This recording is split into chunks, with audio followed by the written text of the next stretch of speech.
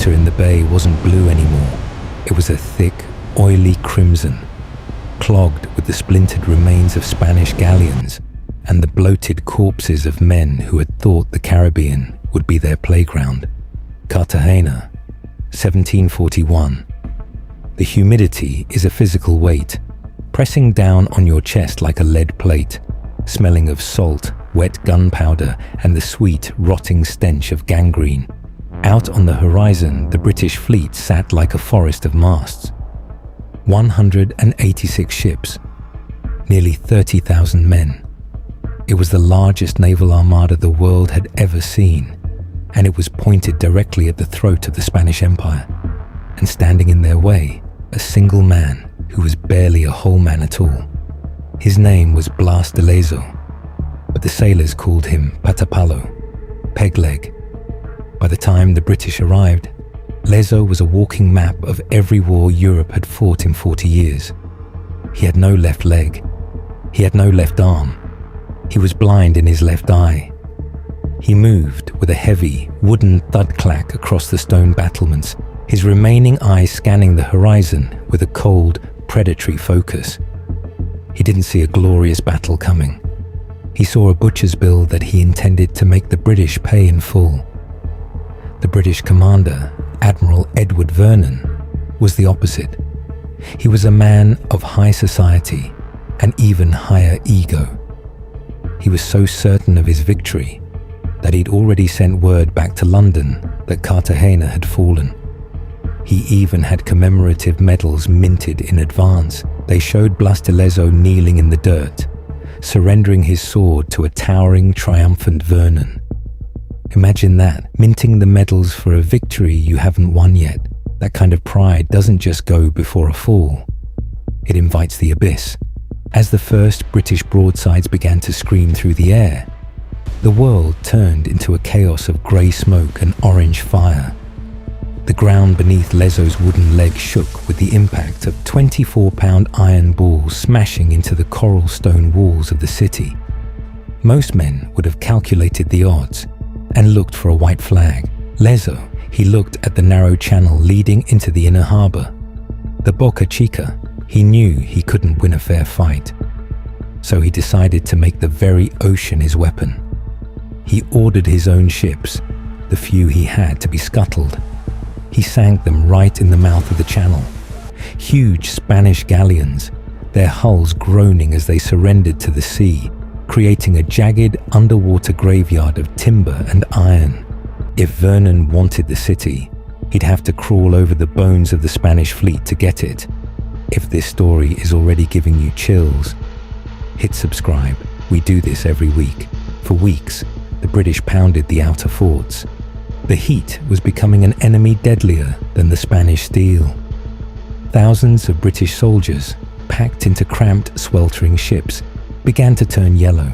Their eyes went jaundiced. They began to vomit black bile, the saffron scourge. Yellow fever was ripping through the fleet like a scythe through dry wheat. Vernon, growing desperate as his army withered away, ordered a final massive land assault on the crown jewel of the defences, the fortress of San Felipe de Barajas. This was it, the high ground. If the British took the fort, the city was theirs. Vernon waited until the dead of night.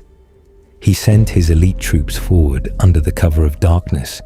Carrying massive scaling ladders, they crept through the thick, muddy jungle, the only sound the chirping of insects and the soft clink of bayonets. They reached the base of the massive stone walls. They raised the ladders. They began to climb. And then, silence. A confused, panicked silence. The British soldiers at the top of the ladders reached out, their fingers clawing at empty air. The ladders were too short. Blas de Lezo had anticipated the attack. Under the cover of the previous nights, he had ordered his men to dig deep, wide trenches at the base of the walls. He hadn't just reinforced the fort, he had literally moved the ground beneath it. The British were dangling halfway up a cliff of stone, exposed, helpless, and staring into the barrels of Spanish muskets. Lezo didn't give the order to fire immediately. He let them realize it first. He let the realization of their own doom sink in as they looked up at the moonlit battlements. Then he whispered the word, "Fire!" Fire. The top of the wall erupted in a sheet of flame. Lead poured down like hail.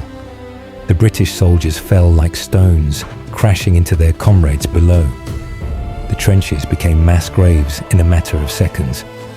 But Lezo wasn't done. He knew a wounded predator is still dangerous. He didn't just want them to retreat. He wanted them broken. He threw open the gates of the fort. With a roar that drowned out the cannons, 300 Spanish soldiers charged out into the dark.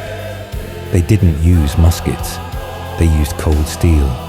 It was a bayonet charge against a confused, dying army. The British broke. They ran back toward the beaches, back toward the ships that were now more like floating hospitals than warships.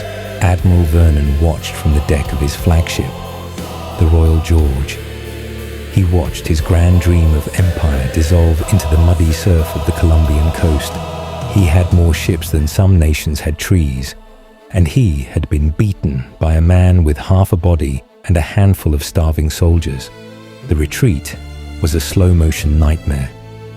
Vernon was forced to burn dozens of his own ships because there weren't enough living men left to sail them. He sailed away from Cartagena with his tail between his legs, carrying the shame of a defeat so total that when the news reached England, King George II was so humiliated, he made it a crime to speak of the battle. He literally tried to erase the event from history. Those victory medals Vernon had minted, they were melted down or thrown into the Thames. But history has a way of remembering the things kings want to forget. Blas de Lezo didn't get a hero's welcome. He died just months after the siege, not from a bullet, but from the same plague that had decimated the British. He was buried in an unmarked grave, his name largely forgotten by the empire he saved for another 100 years. But in the streets of Cartagena today, there is a statue of a man. He's missing a leg. He's missing an arm. He's blind in one eye. He stands there, cast in bronze, facing the sea. He's still watching the horizon.